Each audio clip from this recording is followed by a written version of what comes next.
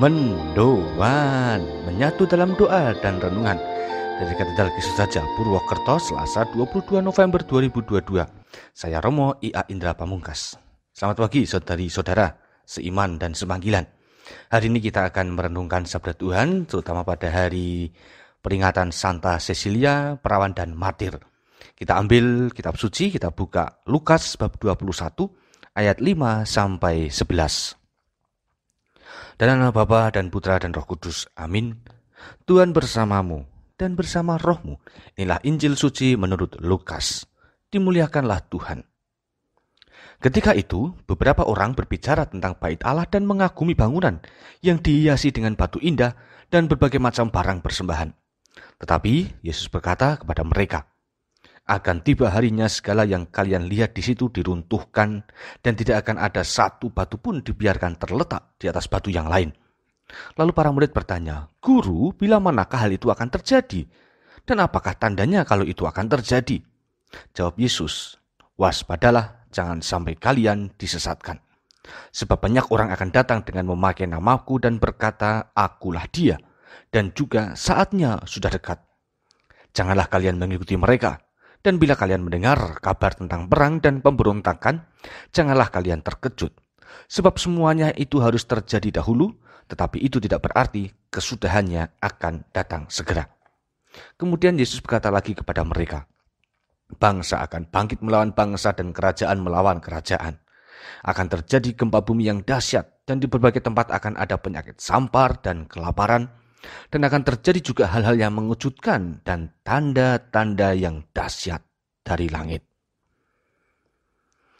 Demikianlah sabda Tuhan. Terpujilah Kristus. Tentang akhir zaman. Saudari-saudara, hari ini Yesus memberi gambaran kepada kita secara lebih konkret dan detail terkait dengan akhir zaman.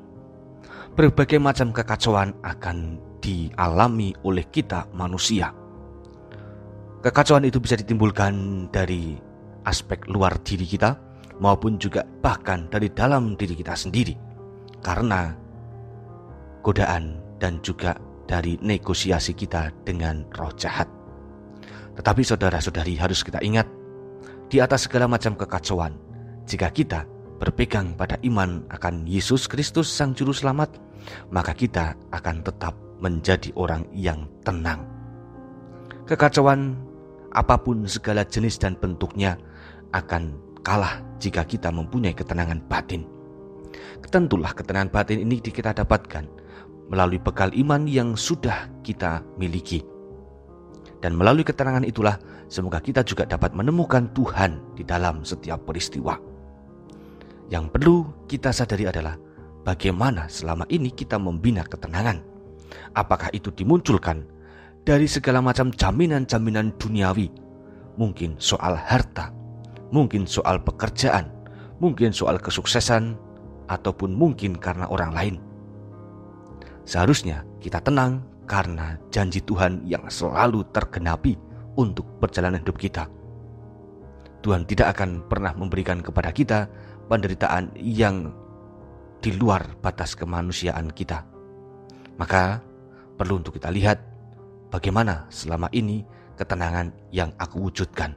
Apakah muncul karena relasi yang dekat dengan Tuhan? Semoga demikian. Mari kita berdoa. Allah Bapa Maha Kuasa dan Makasih, nyatalah sungguh karyamu untuk kami dengan memberi berbagai macam dinamika perjalanan hidup. Pada hari ini kami mohon, kuatkanlah iman kepadamu, agar langkah kami tidak goyah meskipun ada banyak kekacauan dan kesulitan yang kami jumpai. Semoga dengan segala macam suasana tidak nyaman itu, justru kami semakin yakin kuasa-Mu akan mampu mengatasi segalanya. Berilah kami roh-Mu agar setia untuk hidup di dalam kehendak-Mu. Demi Kristus Juru Selamat kami kini dan sepanjang masa. Amin. Tuhan bersamamu dan bersama rohmu.